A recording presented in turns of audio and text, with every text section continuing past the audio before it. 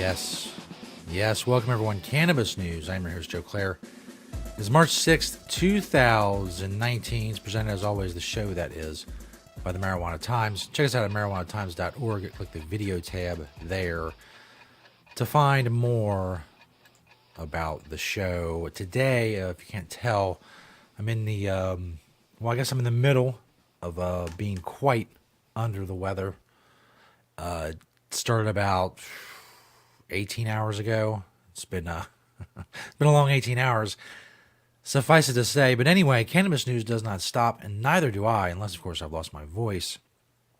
But if I had my voice and I can keep my head kind of sort of in frame here, then I think I am enough to do a show.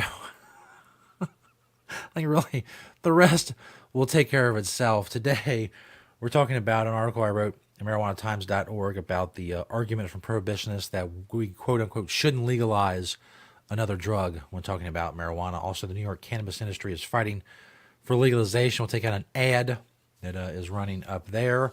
Also, some news, maybe, kind of, in the future about the NFL and their marijuana policy.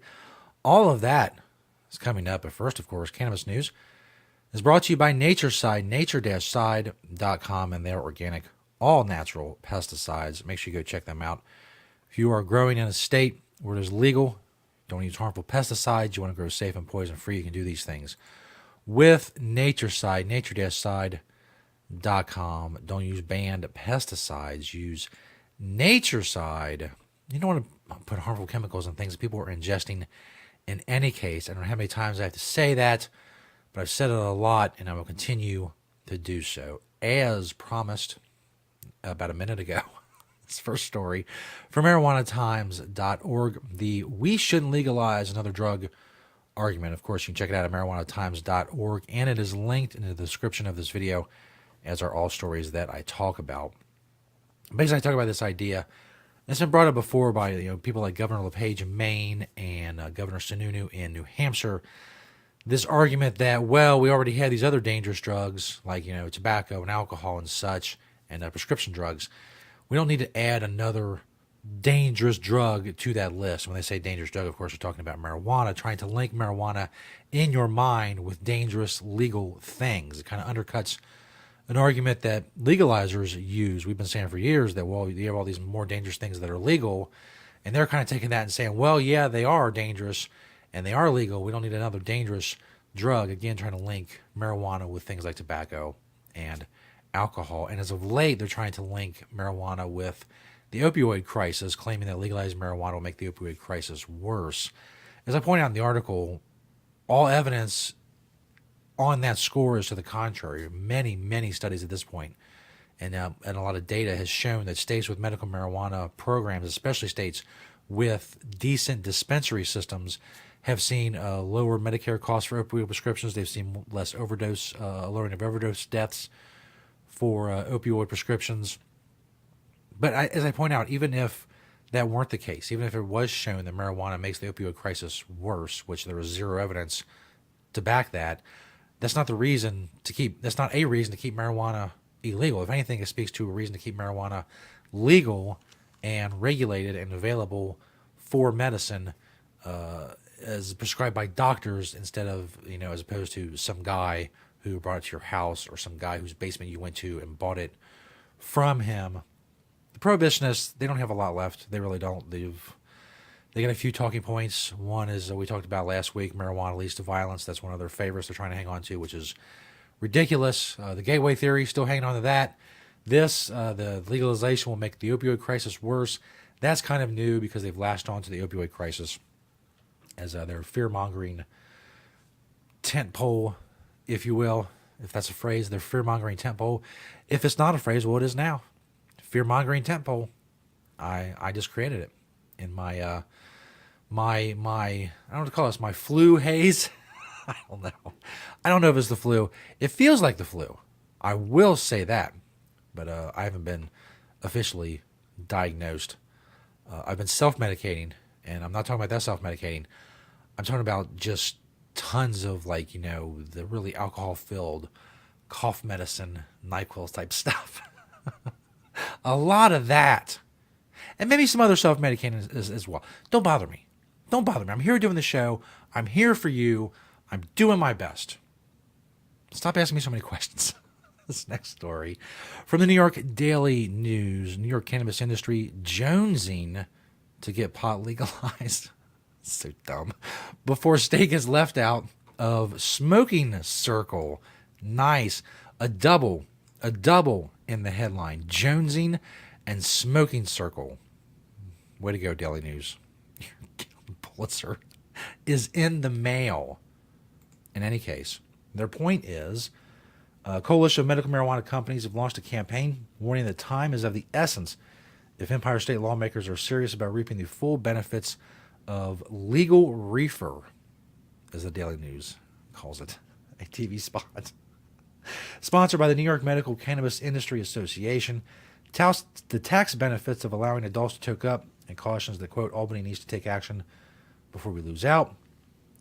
New York is surrounded by states and areas where the wacky tobacco is no longer considered a controlled substance. Oh, God. Who's this guy? Dennis Slattery. Dude, just calm down. You really is overkill. It really is. I understand what you're trying to do. You're trying to be clever and witty, but it's really overkill. Anyway, the ad that he is referring to in the article I have right here from the New York Medical Cannabis Industry Association touting the benefits of adult use legalization coming to New York. California, Colorado, Michigan, and Massachusetts. States across the country have successfully and responsibly implemented adult use marijuana programs, generating hundreds of millions in tax revenue for essential services. It's time New York starts competing in this growing industry. A study by the New York City Comptroller showed that New York could generate over $400 million annually in tax revenue from marijuana sales. With a deficit of more than $2 billion, that's vital funding for housing, healthcare, and education. Albany needs to take action before we lose out. So obviously, the hook there, the main angle, the main positive side effect of legalization they're touting is the possibility of tax revenue. You know, politically, it's the thing to do. And I thought I was thinking about something earlier. Basically, what a lot of cannabis activism is these days is this. You know, this ad, this story, this video, and just a continuous daily, sometimes hourly, sometimes minutely, if that's a word. I don't think it is, but again, I'm gonna do what I feel like minutely. As these things go forward, is a constant push by everybody across the board, constantly pushing, whether it's an ad in New York or it's an op-ed in this newspaper, or it's sharing a video like this, or something from the Marijuana Times, or something from Marijuana Moment, or Normal, or MPP, or Drug Policy Alliance. It's a continuous effort that never stops, and it's really the key to success, especially in the internet age, is the constant pushing on all fronts of activism, spreading information about cannabis, things of that nature. I'm glad I can play whatever part I play in that with my articles and with this show. And as I always say, it's not just, hey, this is a great show and I'm going to keep doing this, so hey, go share it. It's important, I think, to get information in front of people, and maybe to reach people that it hasn't reached before, maybe to cause someone to think about an issue in a different way. Whatever it does, it's part of that constant pushing on all fronts.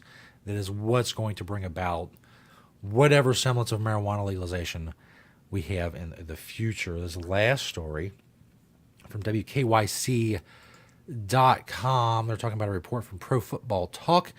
NFL prepared to make major concessions to marijuana policy. This is an issue we've talked about a little bit here on the show. Haven't in quite a while. Obviously because of the huge gaps in the trade talks that happen between the players and the owners. The NFL and the League Players Association won't need to agree on a new collective bargaining agreement for at least 2 more years, but when they do, some major changes could be coming to the league, especially as it pertains to its substance abuse policy. Mark Florio of Pro Football Talk has reported that in its next CBA, the NFL is already prepared, quote, to make major concessions regarding the substance abuse policy, end quote. In particular, the league will likely be taking a more lenient approach when it comes to marijuana. Of course, just how much the NFL is willing to relax its rules on weed remains to be seen. But Florio didn't rule out a complete eradication of the league's marijuana restrictions. That, however, could come with its own complications, given that marijuana laws in the United States vary by the state. Quote, if the league goes in that direction, it would need to have a procedure in place for players who are charged criminally with marijuana-related offenses in the states where marijuana continues to be banned, Florio wrote. The last collective bargaining agreement between the NFL and the Players Association was signed in 2011. That set up various levels for marijuana tests and suspensions and the like, which, of course, a lot of NFL players have come out against, not only some current players, but mostly former players, saying they'll be driven to, opioids and things that are not helping them, and medical marijuana is much more helpful, and for them to be denied that choice is ridiculous, especially in this day and age when so many states are allowing these the medical marijuana to be used. And really the argument that that could be made, the only argument that could be made as far as it being a performance enhancing drug, could be the pain relief it brings. And that's, they shoot cortisone shots straight into their knees. Does it get more pain relieving than that? If that's not performance enhancing, then the pain relief they're going to get from marijuana or the effects they're going to get from marijuana are not performance enhancing. I guess the case can be made that they're healthier, so that enhances their performance, but I don't think that's what they mean when they're talking about the banned drugs that enhance performance, i.e. steroids and the like. In any case, that's what's going on in the NFL. Maybe, possibly in the future, there may be some change in the NFL's policy about marijuana. We'll keep you up to date on that and many other things here on Cannabis News. Go check us out, marijuanatimes.org, and make sure you subscribe on YouTube. We're closing in on 2,000 subscribers on YouTube, so make sure you are one of them. Search the Marijuana Times on there. You can search the Marijuana Times on Apple Podcasts as well for the audio-only version of the show. Thank you for watching and listening today, and we'll see you next time right here on Cannabis News.